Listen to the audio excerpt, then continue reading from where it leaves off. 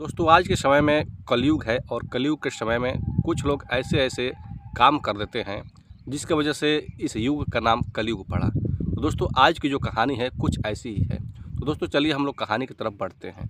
दोस्तों एक लड़की जिसका नाम रागिनी होता है। रागिनी दोस्तों अपने चाचा के यहाँ रहती थी।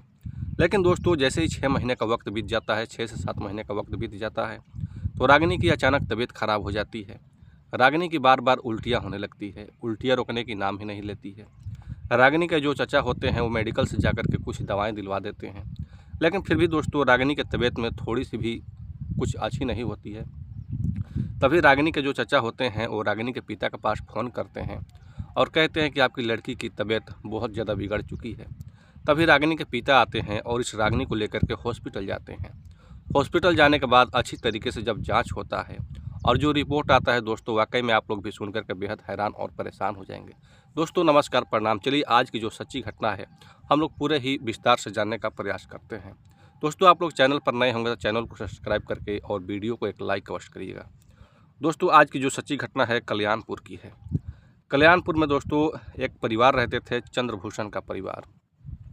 चंद्रभूषण की जो पत्नी थी दोस्तों, वो जैसे ही इस रागिनी को जन्म देती है उसी समय उनकी पत्नी की मृत्यु हो जाती है। अब ये जो चंद्रभूषण होते हैं अपनी लड़की की परवरिश खुद से करने लगते हैं। चंद्रभूषण के घर पर उनकी लड़की के अलावा और कोई नहीं था। चंद्रभूषण एक बिजनेसमैन थे। अब दोस्तों यहाँ पर रागिनी जो थी वो प्रतिदिन स्कूल तो पढ़ने के लिए जाती थी। चंद्रभूषण उतना अपनी लड़की के पास टाइम नहीं दे पा रहे थे क्योंकि चंद्रभूषण एक बिजनेसमैन थे। वो 8 से 12 घंटे तक दोस्तों वो बिजनेस में ही अपने उलझे रहते थे। रागिनी जब भी स्कूल जाती और पढ़ कर के घर पर आती तो दोस्तों वो खेलने के लिए निकल जाती थी अपने लड़कों के साथ में।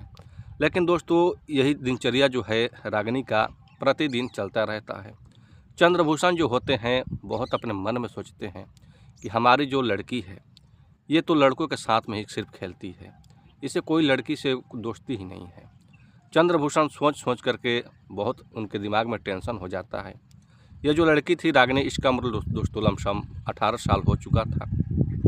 चंद्रभूषण सोचते हैं कि अगर मैं अपनी लड़की का शादी भी करूंगा तो इसे घर का संस्कार कैसे मिल पाएगा, घर में कैसे बहू रहती है, किस तरह से बहू को रहना चाहिए, हमारे लड़की में वो सारा जो संस्कार है कुछ भी नहीं है। अब इस वजह से चंद्रभूषण बहुत परेशान हो जाते हैं। बहुत बार लड़की को रागिनी को कहते हैं कि बेटा ऐसा काम मत करो, तुम लड़कियों के साथ में रहो, लड़कियों जैसा काम करने का, घर का काम करने का ये सारा कुछ सीख लो। लेकिन दोस्तों रागिनी ये सारे काम करने के लिए तैयार नहीं होती है क्योंकि दोस्तों रागिनी जो थी इस चंद्रभूषण की एक लाडली लड़की थी। चंद्रभूषण के घर पर एक नौकरानी आती थी और प्रतिदिन खाना बनाती थी और खाना बना करके चली जाती थी। इस वजह से रागिनी को कुछ भी घर पर काम नहीं करना पड़ता था। वैसे भी वो एक बिजनेसमैन की लड़की थी। अब वो अपनी पूरी तरीके से शहरी डिज़ाइन में रहती थी।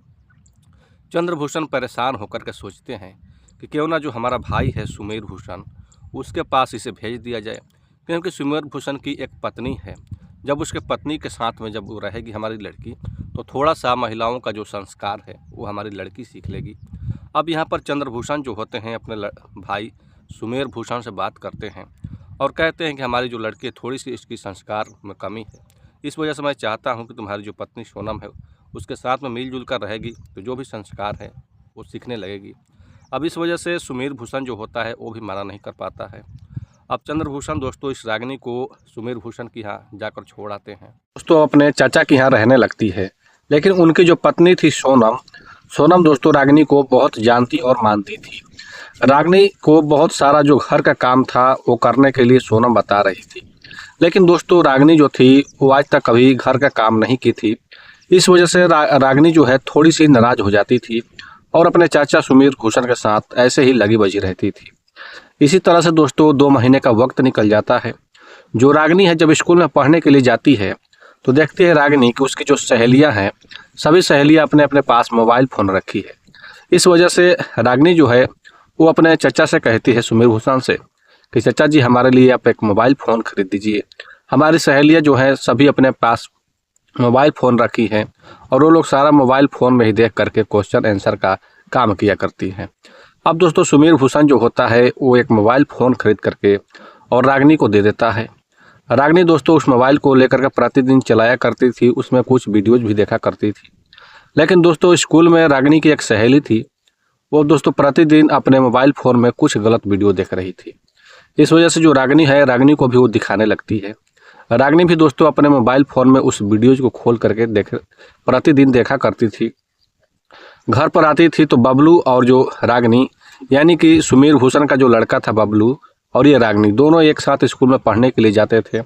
शाम के समय में जब घर पर आते थे तो दोनों एक साथ बैठ करके अपना होमवर्क भी बनाते थे और दोनों दोस्तों एक ही बेडरूम में सोया करते थे। इसी तरीके से समय कट रहा था। जो रागिनी है दोस्तों, एक दिन वाकया ऐसा हो जाता है कि जो रागिनी रहती है वो पहले तो दोस्तों अपने पूरे वीडियोज़ को देखने लगती है। बबलू जो है अपने साइड में अपना होमवर्क बना रहा था और ये जो रागिनी है अपना ऐसे ही बेड पर लेट करके और एक चादर ओढ़ करके और अपना मोबाइल फ़ोन में वीडियोज़ देख रही थी। बबलू जो होता है उसका जैसे ही होमवर्क पूरा हो जाता है तो चला जाता है खाना खाने के लिए। उसके बाद खाना खा करके आता है अपने बेडरूम में लेट जाता है। रागिनी भी दोस्तों थोड़ी देर के बाद उठ करके चली जाती है खाना खाने और वो भी रागिनी भी आकर के लेट जाती है। दोस्तों इसी तरीके से 2 घंटे का वक्त निकल जाता है। रात का दोस्तों 12 समय हो रहा था, 12 बज रहा था। उसी समय रागिनी जो होती है इस बबलू के साथ कुछ छेड़खानियाँ करने लगती है। अब दोस्तों बबलू जो होता है बहुत ही घुसा करके और इस रागिनी को 1-2 बार पीट भी देता है, लेकिन फिर भी जो रागिनी है वो बात मानने के लिए तैयार नहीं होती है। रागिनी बबलू को इधर उधर टच करने लगती है। बबलू फिर से गुस्सा में आ जाता है और गुस्सा में आने के बाद रागिनी को जोर जोर से पकड़ करके इधर उधर वो भी अब टच करने लगता है। यानी कि दोस्तों रागिनी और बबलू दोनों अपना आपा खो बैठते हैं और एक दूसरे के साथ जो काम नहीं करना चाहिए उस तरह का काम भी करने लगते हैं। अब इस तरह से दोस्तों बबलू को भी अच्छा लगने लगा था और ये रागिनी को भी अच्छा लगने लगा था। लेकिन दोस्तों इस रागिनी को नहीं पता था कि आगे चल करके इसके साथ क्या होने वाला है।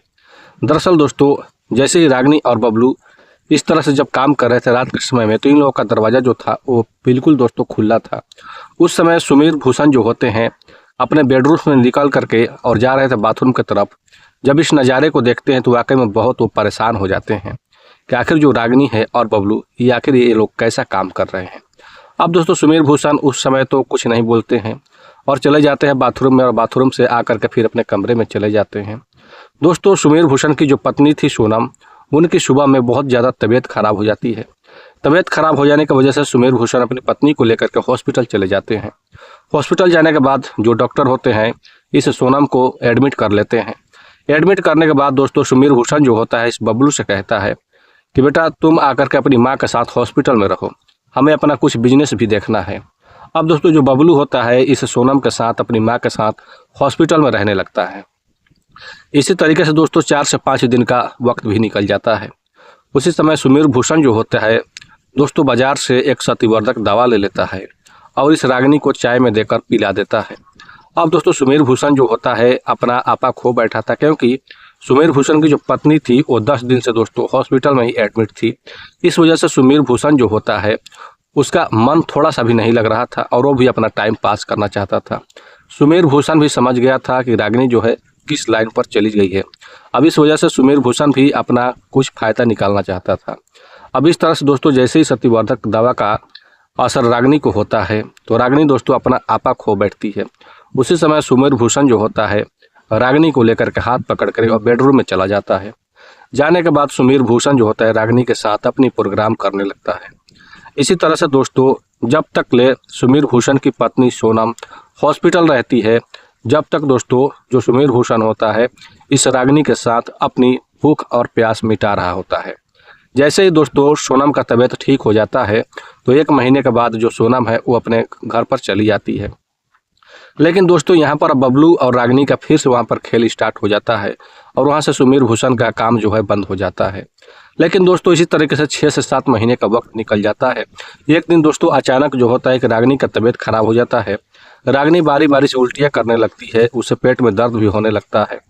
सुमीर भूषण जो होता है उसे कुछ समझ में नहीं आता है और वो जाता है एक छोटा सा मेडिकल पर से दोस्तों कुछ दवा लाता है और इस रागिनी को देता है। लेकिन दोस्तों फिर भी रागिनी का तबीयत जो है ठीक होने का नाम नहीं ले रहा था।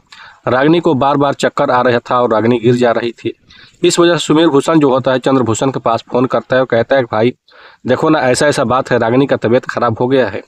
अब दोस्तों चंद्रभूषण जो होता है अपने भाई के पास सुमीर भूषण के पास जाता है और इस रागिनी को लेकर के हॉस्पिटल चला जाता है।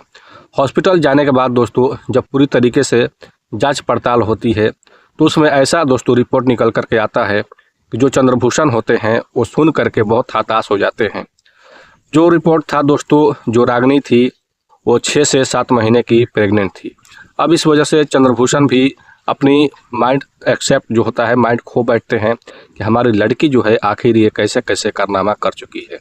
अब दोस्तों चंद्रभूषण इस रागिनी को लेकर के अपने भाई के घर पर जाता है और चंद्रभूषण अपने भाई से पूछता है सुमेर भूषण से कि आखिर तुम बताओ कि ऐसा काम कैसे हो सकता है और इसने किसके साथ रहती थी, किसके साथ इसका दोस्ती था।